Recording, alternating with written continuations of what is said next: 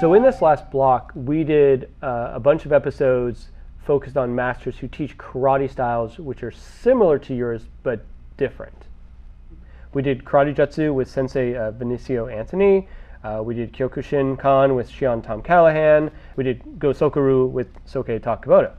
We also did an episode of your form of Shoin-Ryu Kobayashi as well with Sensei Marques McCammon.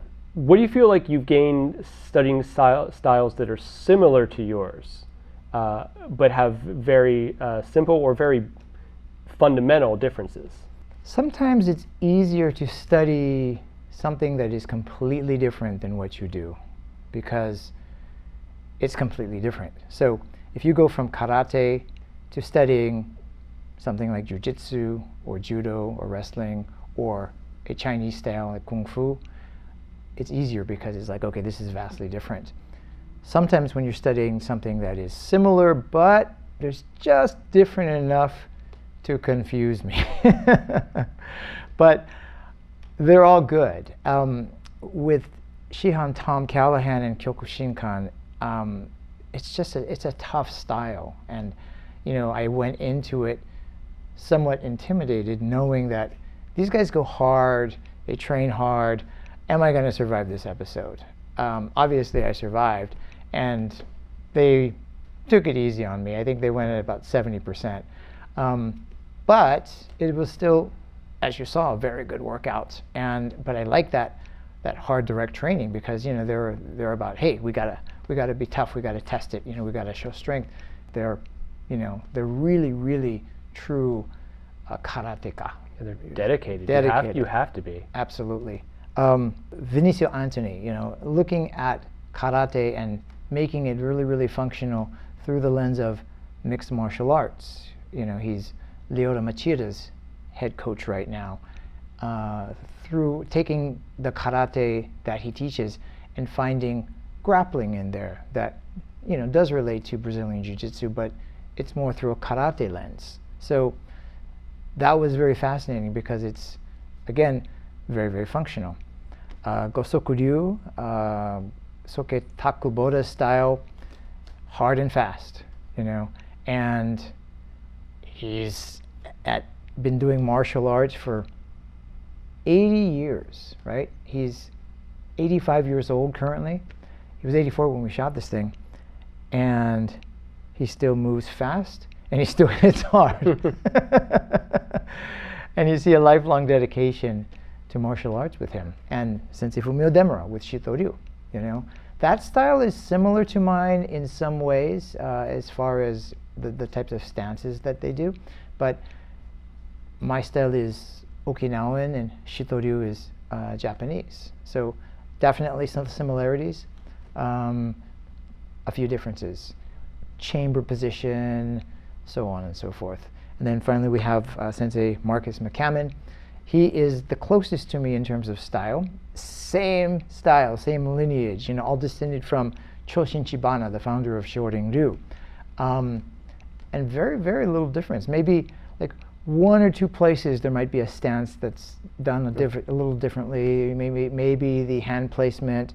But what I liked about what he taught was there were hidden movements in there, even in the stances. So, you might think that there's a kata that's just using front stance, but he's teaching that there's a transitional stance, and if you take a snapshot of that, suddenly you're in a cat stance, which might have gotten lost. And I take that and I teach it to my students today. Now we're working, hey, there's hidden stances in here. What is it? And they say, well, it's a front stance. It's a Zenkutsudachi. Well, what's the hidden stance? And it turns out to be, oh, it's cat stance, Nekwashidachi. And there's a cross-legged stance in there. I was able to take the karate they taught and look at my own karate and make my own karate better. Sensei Ed Smith, sound file 1. Soke Tak Kubota interview. Take 1. Okay, welcome for this. Sensei Ron Thomas, interview 52 Masters. I was 6, the only way. Sensei's a professional. There you go. Sensei Joshua Loya, and I don't know what episode number it is, but it's going to be great. And that being said, How do you like that clap? You know, we started off with the episodes being about 15 minutes or so, and then like they've kind of gotten longer and longer. And you know, at first I was like, well, we got to keep it under 15 minutes, and I just found, you know, watching it, that it's like, well, this is interesting. The show sort of found its correct length. You know, it's like, rather than it's got to be this number, it's like, you know what, Right. whatever it is, it is. You know, Whatever it deserves. I mean, some episodes are justifiably good being shorter. The amount of information and visuals you're trying to communicate are less. Some of the episodes have a lot more detail. We just did the Benny Urquidez episode, which ended up being 2 episodes long. It's almost like a 70-minute episode between those 2 segments and stuff. Yeah. I don't think there's any downtime in that whole episode. I think everything we're showing is interesting and Sure. informative.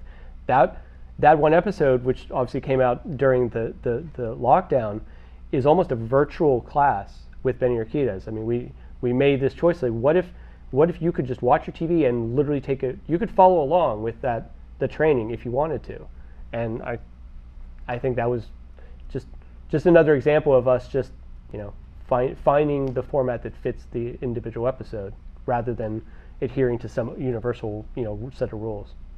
well, initially also we did a lot of pop-ups, you know, like you would see on like Yeah, that went MTV. away pretty fast. You know, I mean, and it worked at first, and I think eventually it's just like, you know, I noticed that there were less and less pop-ups, and it just didn't seem like it fit anymore.